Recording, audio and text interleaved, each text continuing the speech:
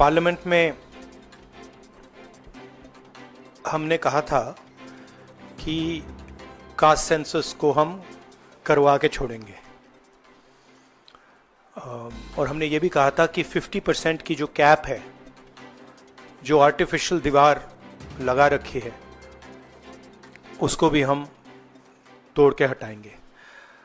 पता नहीं क्या हुआ, सडनली 11 साल बाद नरेंद्र मोदी जी कहते थे कि सिर्फ 4 जाते हैं, सडनली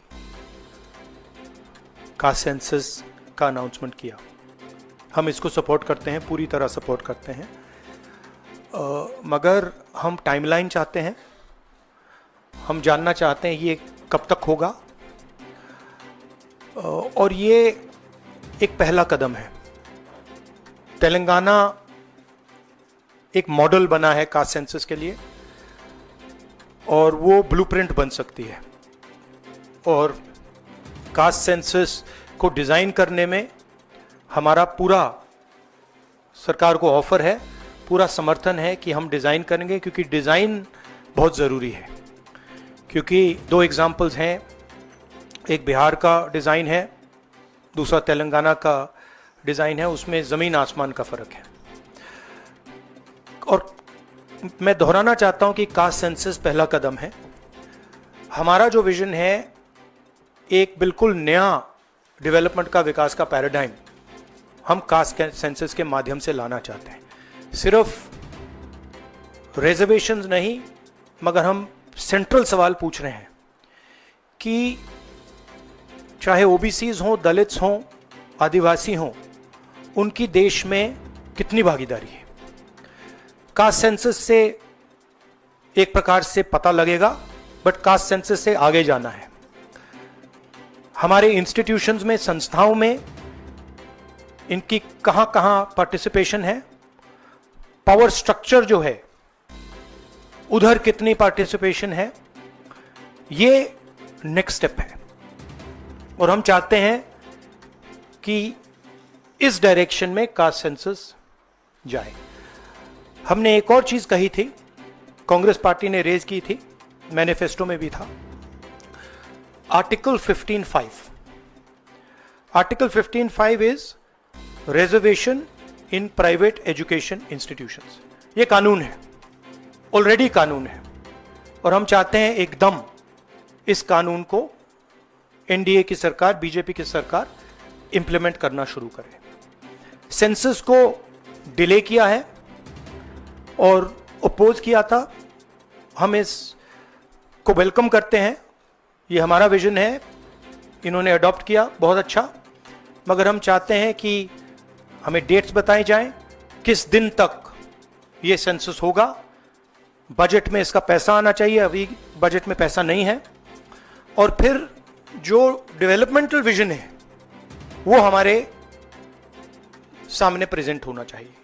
तो ये मैं आपसे कहना चाहता था, अंग्रेजी में बोल देता हूं। Caste census we have been fighting now for some time, government has opposed for some reason, we don't understand what that reason is, they have suddenly decided to do it, we welcome that, we are happy that they have done the caste census. Telangana is a model state for the caste census. There are 2 caste censuses in front of us. One is Telangana, the other is Bihar. They are completely different caste censuses. The Telangana caste census, the questions have been developed by a process of consultation, not a closed process, open process, by asking the stakeholders what are the type of questions, and it's been a very detailed, very granular exercise. We would like the national census to follow some of the ideas of the Telangana census, and we are more than happy to help the government develop the national census on similar lines.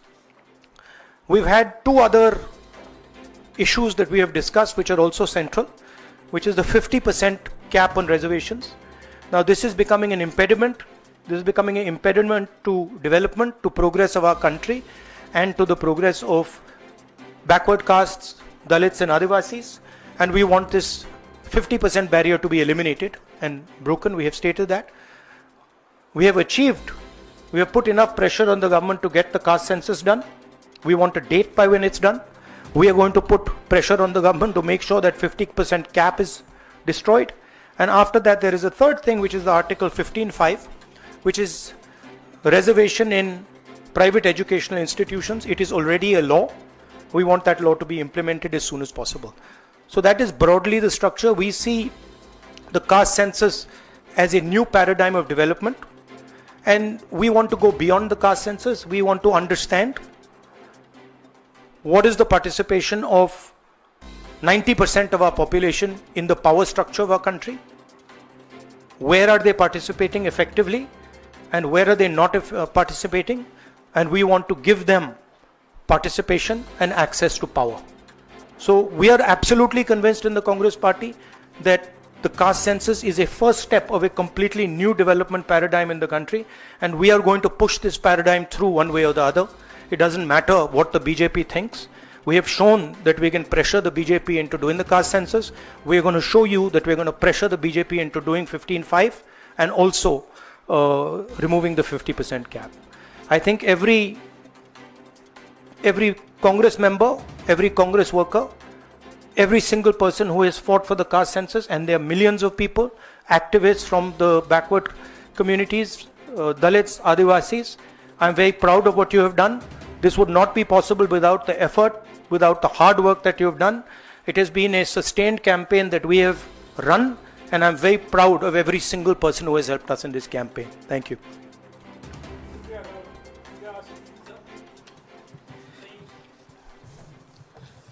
So you said that the government was opposed to this and suddenly decided to take this step. Do you think that this decision has been taken in light of the upcoming Bihar polls? No, I don't think so. I don't think that's why this decision has been taken in a hurry. I don't need to comment on whether they took it, when they took it, how they took it. Now they have taken it. We are happy they've taken it. Now this needs to be taken forward. Sir, प्रधानमंत्री बार बार ये कहते थे कि ये 4 जातियां होती हैं सिर्फ देश में. अब अचानक से फैसला हुआ, तो क्या लगता है कि आपको जो विपक्ष ने और आप लोगों ने दबाव बनाया, उस दबाव के कारण? ये सिर्फ हमने दबाव नहीं डाला, ये सिर्फ दबाव नहीं डाला है हमने, ये हमने ऑर्गेनाइज तरीके से बहुत गहराई से कैंपेन चलाया है, ग्रासरूट लेवल पे कैंपेन चलाया है, और महीनों से हम ये कैंपेन चला रहे हैं और इस कैंपेन का असर पड़ा है, इफेक्ट आया है, और इसीलिए इन्होंने ये डिसीजन लिया है. बट कास्ट सेंसस जो मैंने आपसे बोला, ये दरवाजा खोलने का तरीका है. उसके बाद रियल विकास का काम शुरू होगा. एक बार हमें इंफॉर्मेशन मिलेगी तो फिर हम उस इंफॉर्मेशन के बेसिस पे हम एक्शन ले पाएंगे. मैं आपको 2-3 उदाहरण देता हूं. तेलंगाना के कास्ट सेंसस में से इंफॉर्मेशन किस ग्रैन्युलैरिटी की आ रही है और किस टाइप की इंफॉर्मेशन आ रही है. तेलंगाना में जो कॉर्पोरेट स्ट्रक्चर है, CEOs, management team, senior management, ownership structure, उसमें आपको एक दलित नहीं मिलेगा, एक आदिवासी नहीं मिलेगा, एक पिछड़े वर्ग का व्यक्ति नहीं मिलेगा. मैं कह रहा हूं एक नहीं मिलेगा. मैं ये नहीं कह रहा हूं कि 1% नहीं मिलेगा, है ही नहीं. 90% of India is not represented there. First. Second, gig workers, जिनके लिए हमने तेलंगाना में और अब कर्नाटक में हम कानून बना रहे हैं. अगर आप गिग वर्कर्स की लिस्ट देखें, जिसको मैं मॉडर्न स्लेवरी कहता हूं, उसमें आपको सिर्फ ओबीसी, दलित और आदिवासी मिलेंगे. तो ये 2 स्ट्रीम्स बन रही हैं. एक स्ट्रीम मजदूरी की स्ट्रीम, गरीबी की स्ट्रीम, बेरोजगारी की स्ट्रीम, जिसमें दलित, आदिवासी, पिछड़ा वर्ग है, और दूसरी स्ट्रीम जिसमें एक छोटी सी एलीट पूरे के पूरे सिस्टम को कंट्रोल कर रही है. उसके ऊपर अदानी जी, अंबानी जी बैठे हैं. तो ये कास्ट सेंसस इस चीज को बदलने का फाउंडेशन है, पहला कदम है. राहुल जी, राहुल जी, आप लगातार दबाव बना रहे थे, लेकिन पिछले 11 सालों से प्रधानमंत्री मोदी इस पर नहीं मान रहे थे। अभी पहलगाम का इतना बड़ा हादसा हुआ, क्या आपको लगता है कि इस वक्त में जो टाइमिंग है प्रधानमंत्री की कास्ट सेंसस को मानना, वो पहलगाम से ध्यान भटकाने की कोशिश है? आप जर्नलिस्ट हो, ये आप लोगों का काम है, आपका काम स्पेक्यूलेशन है, मेरा काम स्पेक्यूलेशन नहीं है, मैं फैक्ट्स पे काम करता हूं। तो आप स्पेक्यूलेट कीजिए, मैं इस पे स्पेक्यूलेट नहीं करूंगा, मेरे को स्पेक्यूलेट करने की जरूरत ही नहीं है। उन्होंने क्यों लिया क्यों नहीं लिया उसमें मुझे कोई इंटरेस्ट नहीं है। लिया और ये बड़ा स्टेप है। मैं सिर्फ ये समझना चाहता हूं कि ये सेंसस कब होगा और ये किस प्रकार से सेंसस होगा, कौन से सवाल इसमें होंगे, क्योंकि आप कह सकते हो कि हमने सेंसस कर दिया और फिर रेलेवेंट सवाल आपने नहीं पूछे तो फिर उसका कोई मतलब ही नहीं है। तो तेलंगाना में हमने बहुत गहराई से पब्लिक में जाकर कंसल्टेशन करके, लाखों लोगों से कंसल्टेशन करके हमने डिजाइन किया है। तो we want a people's census, we don't not want a bureaucrat census. Sir, आप पहले ही कहते थे कि एक्सरे है ये, तो एक्सरे के लिए सरकार राजी हो गई है। किस तरीके से एक्सरे हो? आप बार बार तेलंगाना मॉडल की बात कर रहे हैं, तो क्या तेलंगाना मॉडल अडॉप्ट होना चाहिए? किस तरीके से होना नहीं, चाहिए? देखिए, तेलंगाना मॉडल में 2-3 प्रिंसिपल्स हैं। पहला प्रिंसिपल है कि बंद कमरे में 5-10 ब्यूरोक्रेट्स ने उसको नहीं डिजाइन किया, ठीक है? क्योंकि फ्रैंकली बोलूं तो जिन कम्युनिटीज की हम मदद करने की कोशिश कर रहे हैं उनकी होल्ड ब्यूरोक्रेसी में है ही नहीं। तो हम चाहते हैं mess census,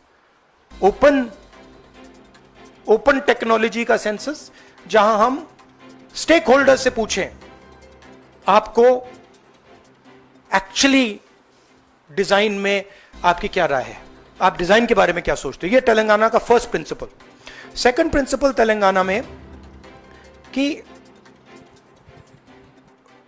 we have set up a expert group who is now going to study all the data and is going to present to the government of Telangana a vision based on caste census. So that is the second step. And third step, as you are already aware, Telangana has demolished that wall of 50%, right? And also the 15(5), article 15(5) जो मैंने mention किया है।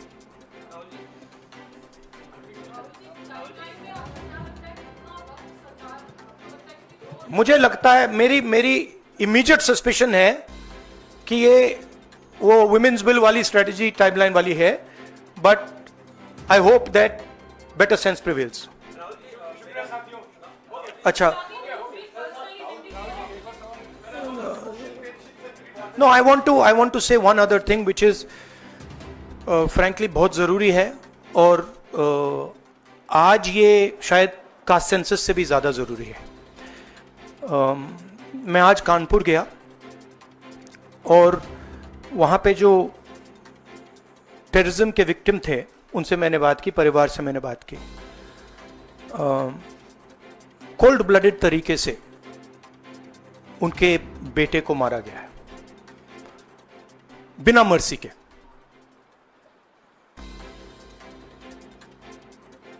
और 28 लोगों को ऐसे मारा गया है, बहुत सारे लोग घायल हुए हैं।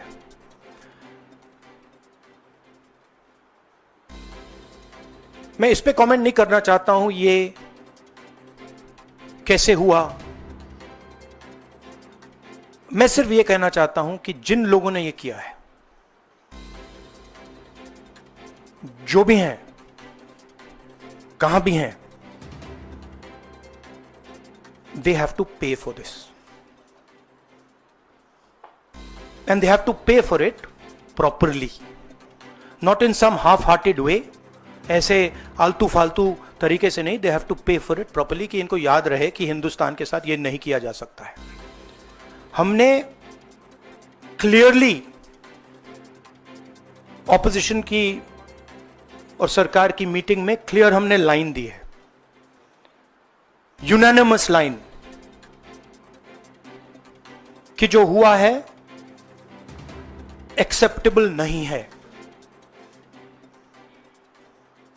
और पूरा का पूरा ऑपोजिशन 100% सपोर्ट सरकार को देगा और दे रहा है। नरेंद्र मोदी को एक्शन लेना है, एकदम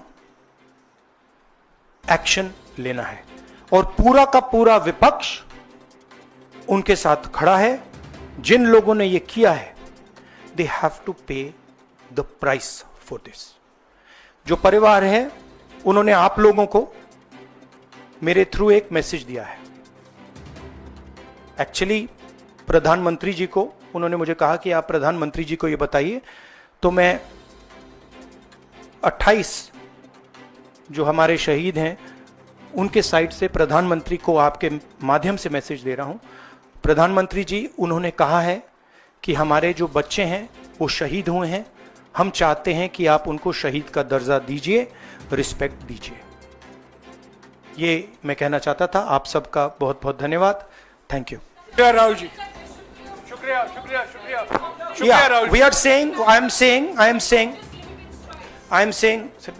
I am saying that 28 people have been killed in cold blood.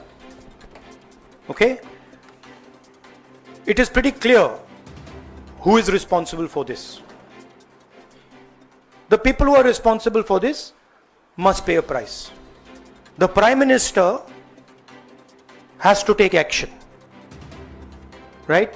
And the action has to be clear and it has to be strong, without any confusion. The Prime Minister must not dilly-dally, must not waste time, must make it very clear that India is not going to tolerate this type of nonsense. So he needs to act. That's what I'm saying. He can act in whatever time frame he thinks necessary, but he has to act soon. शुक्रिया। I think you heard what I said. या शुक्रिया I शुक्रिया said, शुक्रिया। I think you heard what I said. I said, let me speak. I'm not advocating anything. I'm being very clear. The people who have done this need to pay a price. Okay? And the Prime Minister has to act on it now, firmly. He should not dilly-dally. He should not be in a confused state. Thank you. Thank you. ABL 24 news, सच दिखेगा। ABL 24 news को subscribe करें, ताज़ा खबरों के लिए bell icon को दबाएं।